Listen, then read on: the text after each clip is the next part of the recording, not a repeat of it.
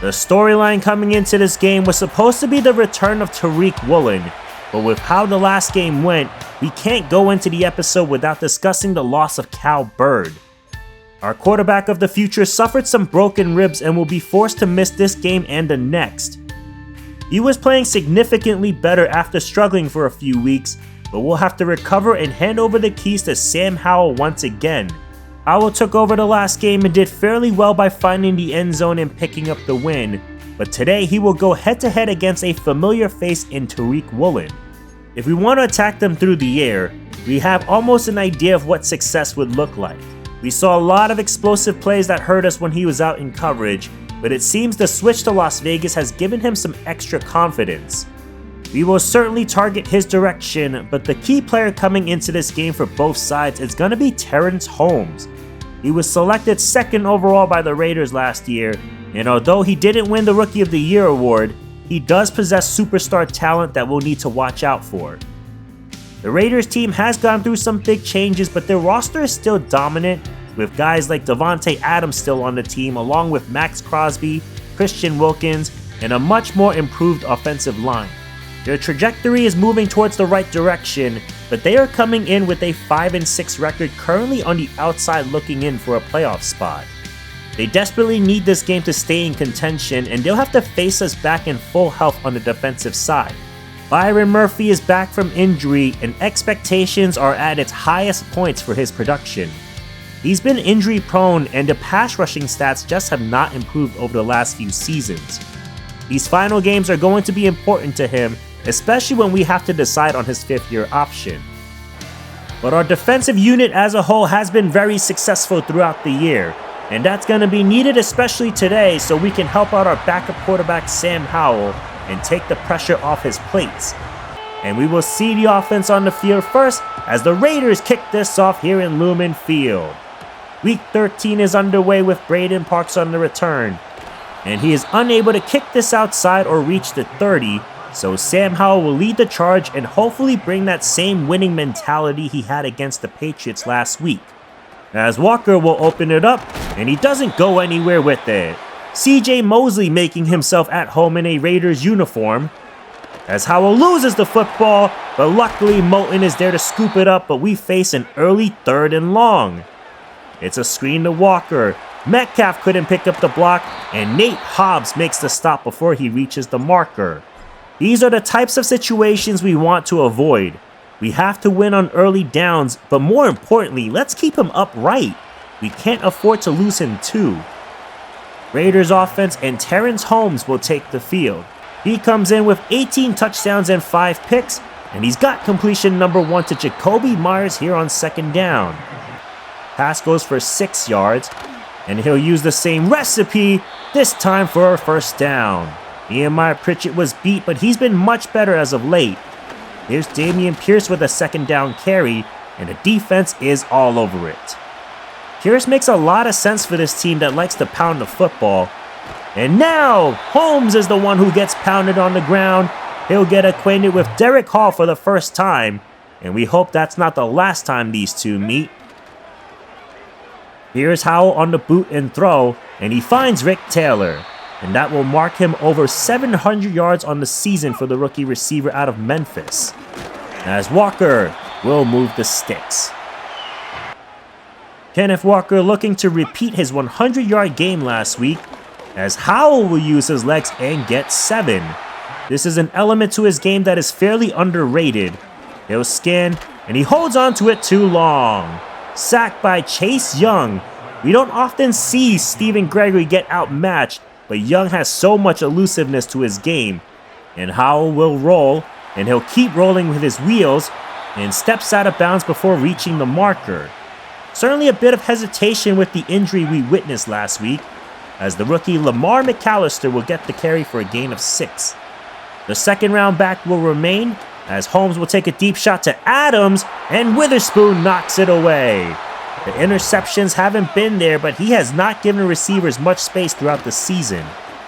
But there's a ton of space on the slant. Duhan gets beat, and he'll make up for it with the tackle from behind. Catch was made by Emmett McBride, an undrafted star development receiver. As Holmes has a man, it's caught, and barreling in for the touchdown, it's Brock Bowers. Definitely can't forget this fantastic talent. But also just a bad matchup. We have Dayo Adeyingbo matched up against him, and I believe he would take that every time. And more bad news as we lose a Dafe Owe as well, and his status is up in the air. As Walker will fight through some contact and pick up first down yardage. Nutrition is really setting in on both sides of the ball. Here's a pass to Taylor, and he climbs the ladder and hauls it in. What a catch! He's got a lot to prove with his recent struggles with drops, and that's more of the player we're used to. And finally, things are beginning to click for this offense. We're beginning to play more physical, and here's a dart over the middle. McDonald with space and takes this inside the 10. He's fired up, and the last couple of catches have really brought the crowd back to life. As Walker's run to the left side will be for a couple. Walker was slow to get up, so in comes Charbonnet. We can't afford any more injuries as Howell's pass nearly gets McLeod into the medical tent. Tommy Eichenberg laid the hammer and will deal with third down. It's got to go to your best player, and Metcalf couldn't hold on. This is becoming contagious because DK does everything right to lose Hobbs, but he just couldn't secure the rock. And after all the flash plays and valiant effort shown, we only pick up 3 points as Pierce fights and doesn't go very far. We would love to get the ball back into the hands of the offense again, but we're not going to as Brock Bowers will burn our linebackers again. Ivan Pace was the target this time, and just no pressure off the line of scrimmage. All Bowers did was run right by him, and struggles continue from that position. Here's a play fake. He's hit on the throw, and it's intercepted! New life for the defense as Dotson picks him off. But make no mistake, this was all thanks to the heavy pressure sent by the new Big Ben. And the rookie out of UCF continues to be the difference maker in our interior D-line. Here's a throw with the flag down, and he's lucky that wasn't picked off, but it'll cost us 10 yards. Howell's got to be more careful with those types of throws. He's been pretty late throwing over the middle. We just have to remember that the level of expectations need to be a bit lowered compared to Cal Bird. As Crosby impacted the throw, and it's a possible third and Taylor situation. He's currently lined up in the slot. Deep drop by Howell, who fires a missile downfield, and this is incomplete, intended for Parks. But Seahawk fans, look away because DK was all by himself on the outside, and Sam Howell just completely missed him. This is what you're concerned about when he hasn't practiced with the first team much, as Myers runs by Pace and he's down the sidelines, and the coverage collapsed again. We most definitely underrated the weapons they have around this rookie to help his success, and they've shown in this first half that their guys will outmatch our defense. It's only a 7-3 game, but their receiving core has come to play, especially him. Brock Bowers is such a special talent, being one of the rising stars, and even when you know he's getting the ball, there's no way of stopping it. And that's 3 straight receptions. This guy is unreal. We'll see what they draw up here with Bowers in the slot. This is fluttered and caught by Myers again. Even with Devontae Adams on the field, they have spread this football around well, saving the final timeout so the clock will continue to run here. And Holmes will have a wide open Bowers underneath, and he'll trot in easily for the touchdown. How does that happen? I mean, the guy has 7 or 8 catches in the first half, and he was just left uncovered. That's gotta be the topic of discussion in the locker room, because if there's anything we can't afford is our defense looking all out of sorts. We gotta help our backup QB if we want to win this game. And the Niners looking to stay hot against the league-leading passer in Michael Penix, and they currently have a close matchup. If the Niners win that game and we lose ours, this would make our game against them next week very interesting. It's first gonna have to start by getting more than 3 points if we want this comeback to be successful. But the first assignment is getting the football back. Terrence Holmes has 2 touchdown passes in the first half, and he's gonna target Ivan Pace again. Lamar McAllister, the rookie, will get them to midfield. Dameon Pierce back in after the big catch and run. We can expect every time he's back there that it's staying on the ground. Both backs have done well for them mixing it up. As Bowers has another catch, he's short on a nice tackle by Duhan. Pierce stays in on third down, and the run is tackled down by Dotson, and they're gonna mark him short. So in comes the field goal team. This is the rookie Dan Sanderson replacing Carlson, who we saw in New England last week. And the rookie will expand this to a 2-touchdown game. So the defense does a good enough job to keep us in it. Offense with a chance to cut it. And this pass is dropped again. This time it's Braden Parks, and with his speed, there's a chance it could have gone the distance. I get that these guys haven't gotten passes from him all year, but we have to help our backup QB. And now we can't even protect him. Max Crosby beats Taylor Moton, but that's a tough matchup for anyone.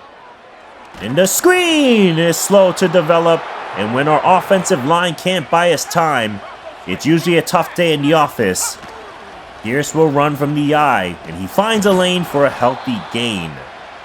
Raiders upping the physicality to their game, and that's a good option as Bowers has enough for the first down. Working out of the gun with Adams in motion. It's a rare handoff to McAllister. He makes a sick move and picks up a chunk himself.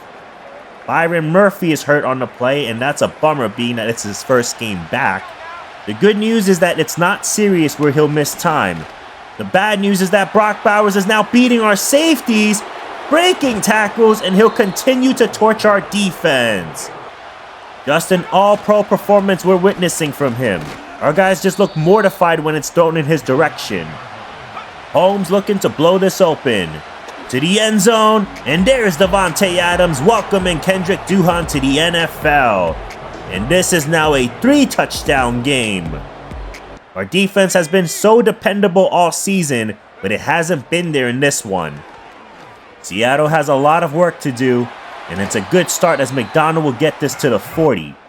Passing is off to a good start, and now the run game is effective as Walker gets a nice gain. We'll need more of that. But this time he's stuffed. Met again by CJ Mosley in that pile, and they'll face another third down. Howell scans, and caught by Taylor, who's open underneath, and for all the recent chatters about his drops, he's looked good today. As Walker takes the handoff, and will get 4 more. 10 carries just isn't enough this late in the third quarter. And number 11 is a tackle for loss by Christian Wilkins, and the offense will need to do it again. Howell down the seams, and the ball is underthrown to Taylor. But down 3 scores, the Seahawks are desperate, needing to get to the 35. Deep shot to Metcalf, and this time he airmails it. And the offensive woes continue. This game is really telling how important the quarterback position is to this team. And the same could be said for the Raiders, as Michael Mayer will pick up the first down. It's been Brock Bowers all game, but the ball is getting evenly spread out as Pace makes a nice tackle on the run play. Ivan Pace having a tough game. It's good to see him not give up when you're having one of those days. As Pierce's catch is well short, so the rookie Sanderson will attempt another kick. This one from 52, and this kid's got a leg on him. That was pretty much a no-doubter, and it also takes a bit of air out of the Seahawks. But you know they're not going to give up that easily, as Cook will get it started with a new fresh set of downs. Tempo being raised if there's any slither of hope for a comeback, and Metcalf will get the chains moving again. I'm sure the Raiders are okay with this as long as it doesn't reach the end zone. And now it's Taylor again with a nice catch and run, and for what it's worth, you're at least building on the rookie's confidence in this game. And the pass over the middle is late, and I would have been surprised if Metcalf caught that. And the game is pretty much over if they don't get it here. And the pass is late across the middle again. Howell just can't hit anyone on time in between the numbers, and that pretty much puts a nail on the coffin. And now pressure from Wyatt, making the most of his playing time, and we love when our players show heart even in a blowout loss. Tons of credit to keep fighting on, but we know this is a game that's going to sting for a while. Sam Howell is just trying to bring any type of momentum into the next game against the Niners. Deep shot against Woolen, and no one is going to be able to catch that, Sam. Go balls, slant routes, nothing has worked against this defense. But why not try it again? This one is a bit more on target, but Cook just doesn't have the speed to blow by Woolen. Third down, throw over the middle, and again it's not there. CJ Mosley, by the way, is all over the place today. Fourth down, I was going to air it out again, and it's another severely underthrown ball. We're going to really need to change up the game plan next week because this will not fly against the Niners defense at all. And that's the cherry on top for this disaster of a game, picked off by Nate Hobbs. And Sam Howell and the rest of this offense is going to have a long week of practice after what we just witnessed. 30-3 on our own turf is just not acceptable. We just showed in this game how vital it is that we stay healthy as a unit and why it's important to protect the quarterback position at all costs. It was definitely the worst performance on the offense throughout our tenure with the Seahawks franchise, and there's a lot of things that need to be cleaned up. And it's actually pointed out on both sides of the ball. We couldn't keep up with any of their playmakers even though the pressure gave us a shot to make up ground. I also never thought I'd see this defense give up 30 points because of how reliable they have been all season, and this will make us take a long look in the mirror. It's not always great content when you get blown out the way we did, but I think we needed a fresh reminder of what it could look like without Cal Bird leading the offense. I considered making this a 2-game episode, but it wasn't all that bad until the second half, and then we just vanished as an entire team. I'm hoping this is as low as the offense can get. I mean, you can't get any worse than what we experienced, scoring only 3 points with under 200 yards of offense. We will also lose our hottest defensive player in Odafe Owe dealing with an elbow injury, and that'll knock him out until week 17, I believe. He's got 8 sacks this year, and we're gonna need that type of production to come from Dayo Adeyingbo or Amari Barno, so we'll see who has the hotter hand. But continuing on the defensive side of things, Brock Bowers obviously is a topic of discussion. He's a great player and we're not taking anything away from him. But our bread and butter this year has been the defense. And Ivan Pace has been a bit of a concern, especially when we ask him to be out in coverage. We really wanted this to work with him, and we're not giving up hope. But if things don't work out, then we'll need to be in search of a second linebacker again this offseason to complement Tyrell Dodson, who's also been spotty at times. Obviously, one way to do it is the NFL draft, and we have yet to draft an off-ball linebacker in this series. But that's also because there were other holes on this team that direly needed to be filled. And this draft class this year does not present a whole lot of linebackers that we can be excited about. No one is projected to go that high, and there's only 2 guys that have elite speed, but they lack in coverage ability in that position. However, there are a couple of outside linebackers that we can push inside. Here's one of them in Bruce Griffin. One of the main things outside of speed that I evaluate is their ability to be in zone and man coverage. He's a bit undersized, but he could fit the mold of what we're looking for with his athletic traits to go along with his coverage skills. Of course, we would want a well-rounded player, but with what we've seen in the past games, we need guys who can keep up with tight ends and running backs when they're out in space. And of course, considering their height, weight, and age as well. But if there was a guy I would be high on, it would be Daniel Serra. He's got a much better frame and he's only 21 years old. Now he's a run stopper, but his speed could be the difference maker if we do line him up in coverage. He's a very raw prospect as well as many of the other linebackers, but let me know what you guys think we should do with this position in the comment section. It's always an exciting moment when you look ahead to the NFL draft, but you're also not going to hit every pick.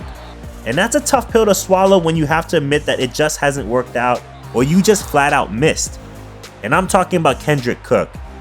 He has not been the player we expected to break out or be that safety net as a Z receiver. He also does not have the speed to separate, and oftentimes I don't even find him open out wide. We want to believe in him in this season to replace Tyler Lockett. We even mixed it up by trying to use Braden Parks, and the drops were clearly an issue. But the next game, we will implement Tyler Lockett back into the starting lineup, and sometimes you just have to trust the guys who's done it before. Sam Howell had great chemistry with Lockett in the past couple of seasons, and we will turn back to the vet for some guidance to help us win a football game. And that game will be against our rivals, the 49ers. They will come into town with their shiny new quarterback in Drake May. They have been a solid team since he was traded to them. And it's lifted them to only be a game and a half behind us. This will be a huge matchup next episode, and hopefully we can pull off more than 3 points. It can only go up from here, right?